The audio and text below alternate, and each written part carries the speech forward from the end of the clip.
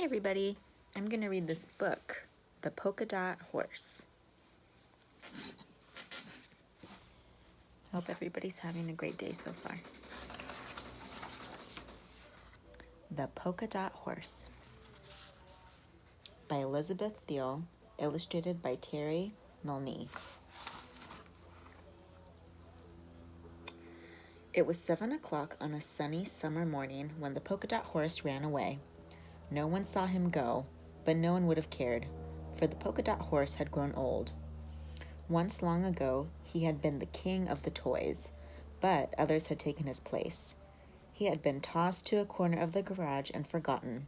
In time, he would be thrown away. The polka dot horse feared the trash can above all else, and so, on that drowsy Sunday, he decided to escape. His wooden heart thumped as he rolled along. His wheels rocked and tumbled over the lumpy-bumpy lane, and the echo of their clackety-clop rang down into the valley, where sheep and cattle raised their heads to watch the distant figure pass by. Sometimes he would prick up his ears at the patter of squirrel feet on twigs, or glimpse the bobtail of a rabbit in the shrubs. And once he saw a pair of matching birds, strutting in the sun, their heads cocked, their tails high and proud. "Where are you going?" shrilled the swallows, wheeling and dipping in the bright blue sky. But the polka dot horse could only shake his head. "I don't know," he said, and there was a whisper of worry in his soft brown voice. At length, he climbed a grassy slope and reached a tangled hedge. It was 10 times higher than the polka dot horse, and covered in brambles and dog roses and wild white flowers that smelled of Christmas trees and summer mornings all rolled into one. The hedge was broken by a 5-bar gate that stretched across the stony track. It was open just a crack. The polka dot horse nudged his nose into the gap and pushed. Then, very slowly, he rolled through.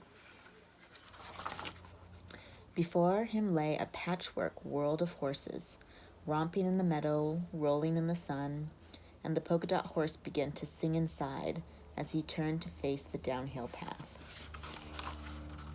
He moved slowly at first, wobbling just a little, but the track grew steep and his wheels lost their grip. He lurched from side to side, pitching and tumbling, toppling and stumbling on the stones that littered the way. He closed his eyes in horror as he looked down the slope and saw a tree sprawled against his path. His front wheels slammed against the trunk, and the polka dot horse soared up into the air. "Help!" he cried as he turned a somersault and fell towards the ground. But nobody saw him land in a wet and dirty corner of the farmyard. He lay helpless in the deep, dank straw, one leg broken and 2 wheels cracked. The afternoon faded into homecoming time. The polka dot horse watched through muddy eyes as the hens scuttled up to their roost.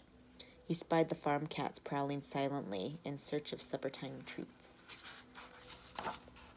And he lifted his ears when a voice called out, "Jane and Jonathan, come and get your supper." He didn't notice the great shaggy shape that crossed the yard to where he lay, but he looked up into the face of a huge farm dog and felt its warm breath on his head. His dirty, bruised body was rigid with fright as the dog nuzzled his splintered wheels. He tried to squeal and shut his eyes when the sharp white teeth and panting tongue came close. He thought he might faint when it opened its mouth and picked him up. The dog trotted slowly across the cobbled yard and into the farmhouse kitchen. It lay down, head between its paws, and dropped the polka dot horse onto the flagstones. "Yuck! What's that?" Jonathan slid from his chair and peered at the grubby toy. His mother glanced down. "I expect it's just an old lump of wood. Go away, Bingo, and take that horrible thing with you." The polka dot horse tried to speak, but his mouth was full of straw. A single dirty tear slid down his nose. Then suddenly, he felt someone lift him from the floor. Jane laid him gently on her lap. "This isn't a piece of wood, Mom. It's a little horse." She peeled away a clod of mud and wiggled the broken leg. He needs a good scrub and some strong glue.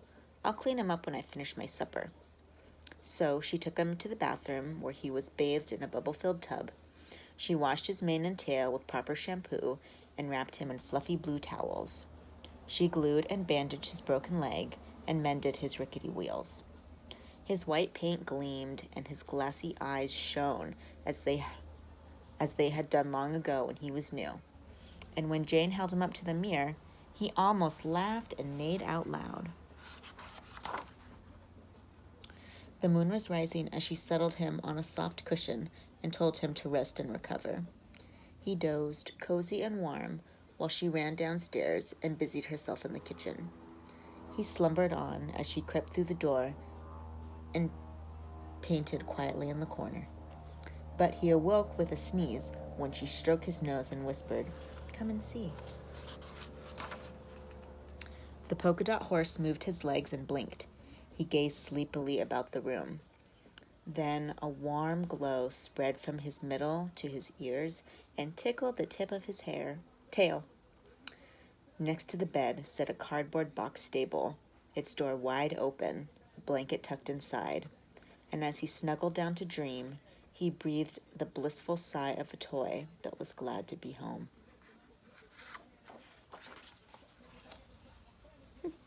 I love that book. I'm so glad that horse found a place where he could feel safe and warm and cozy. Thanks for reading with me. Bye.